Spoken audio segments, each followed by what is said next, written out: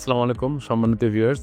আজকে আপনাদের সামনে আমরা ইটালি ভিসা সাকসেস নিয়ে কথা বলবো। তো আমাদের ক্যান্ডিডেট লুৎফুন নাহার, উনি ইটালি ভিসা পেয়েছে। তো সেই বিষয় নিয়ে আপনাদের সাথে আজকে আমরা কিছু কথা শেয়ার করতে চাই। আচ্ছা লুৎফুন নাহার, তো আপনি অ্যাব্রোড ইনকোয়ারির নামটা প্রথম কীভাবে শুনলেন?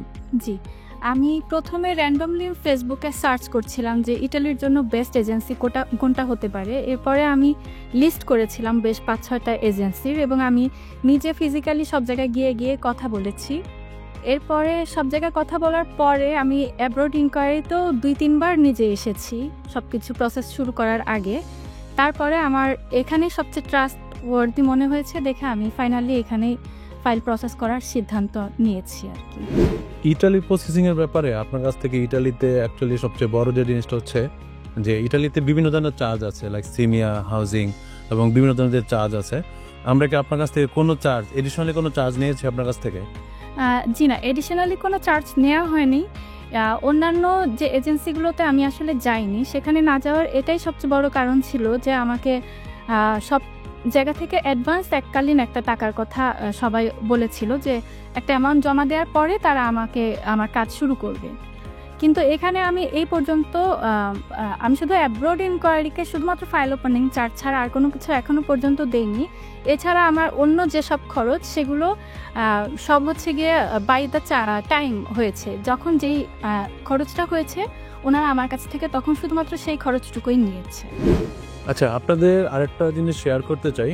আমাদের যে ক্যান্ডিডেট উনি হচ্ছে যে টোটালি মেরিট বেড স্কলারশিপ পেয়েছে হচ্ছে পার ইয়ার ৭,০০০ ইউরো, এবং উনি হচ্ছে রিজনাল স্কলারশিপ গ্র্যান্ট হয়েছে ওনার জন্য হচ্ছে 8,000 ইউরো পার ইয়ার। তার মানে হচ্ছে উনি মাস্টার্স প্রোগ্রামে যাচ্ছেন। উনি অলমোস্ট 30,000 ইউরোর একটা স্কলারশিপ যেটা অ্যাব্রোড ইনকোয়ারি ওনাকে ম্যানেজ করে দিয়েছে। তো এই বিষয়টা আপনি কীভাবে দেখছেন বা আপনার কেমন লাগতেছে, যদি একটু শেয়ার করতেন আমাদের অডিয়েন্সের সাথে?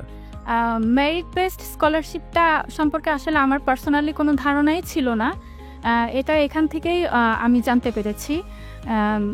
আমার সকল ডকুমেন্টস, সকল এডুকেশনাল সার্টিফিকেটস নিয়ে ওনারাই সব কিছু প্রসেস করেছেন, এবং ওনাদের নিজেদের রিপ্রেজেন্টেটিভ যিনি ইটালিতেই অবস্থান করেন তিনি ওখানে বসে কাজ করেছেন, এবং এখানে অ্যাব্রোড ইনকোয়ারির এমডি ভাইয়া, বাসার ভাইয়া নিজে আমার সব ডকুমেন্টস চেক আউট করে তারপরে সেগুলোকে রেডি করেছেন।